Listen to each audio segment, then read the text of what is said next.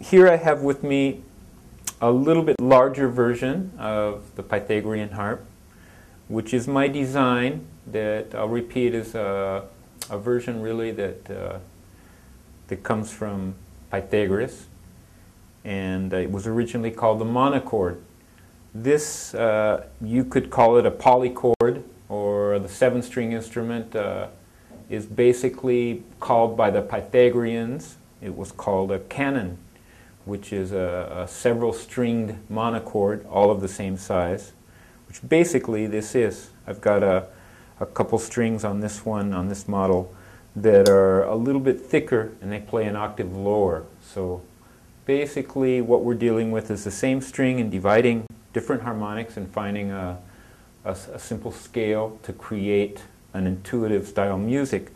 The bridges get moved in different ways, and I've figured it with a harp like this, there's billions of combinations, of harmonic combinations of different songs that we can play. For that reason, I've never actually repeated a song. I enjoy the idea of just like throwing the dice and coming up with a new song every moment.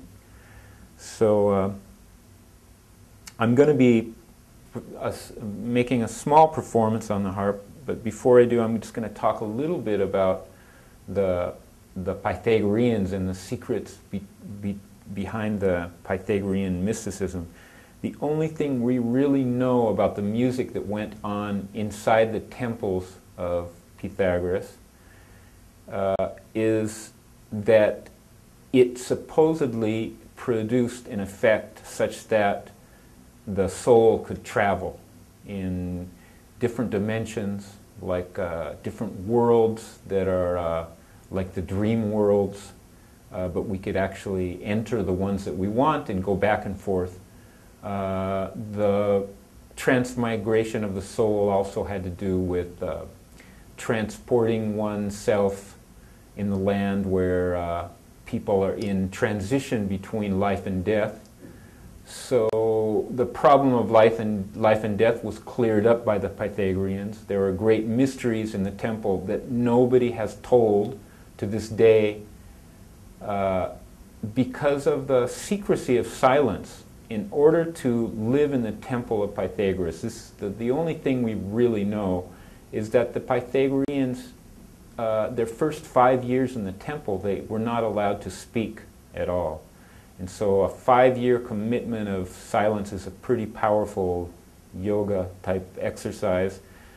And when you get to the other side, inside the temple, the secrets were kept. The silence was kept. I think the idea of the 5 years was a preparation to be able to make sound. To really, it's a pretty serious discipline, and because of the great rewards of the temple, which all the Pythagoreans were claiming that they actually could do these magical feats, this is the only thing we really know about Pythagoras. We know also he was reported to be seen in several places at the same time, and that happened very often. So that's recorded in the history. When he spoke in public, he would be speaking in public in several different places at the same time, which is a difficult thing to perform if one doesn't have these mystical tools that supposedly he had.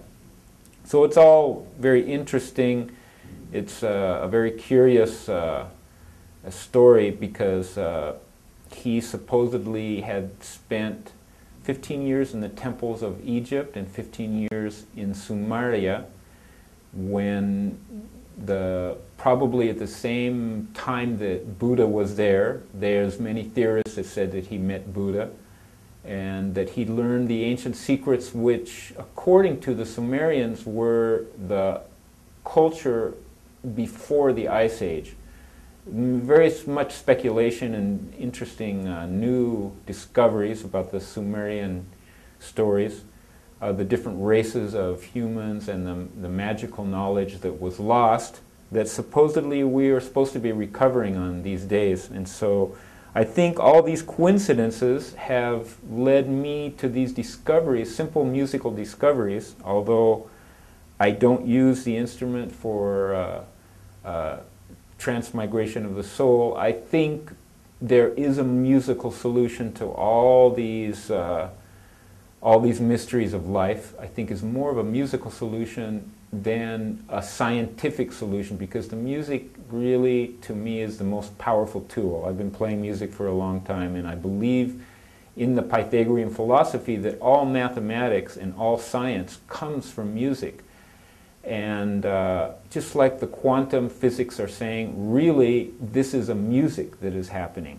This is, we're creating music all the time. The creation itself is more aligned to music than something that we can conceive of visually. And so that music is the key to many, many things. I do believe that.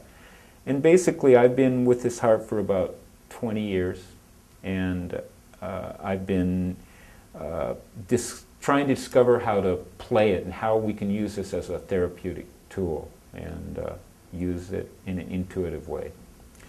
So I'm going to demonstrate by playing a short piece on this harp, which I'll do in just a moment.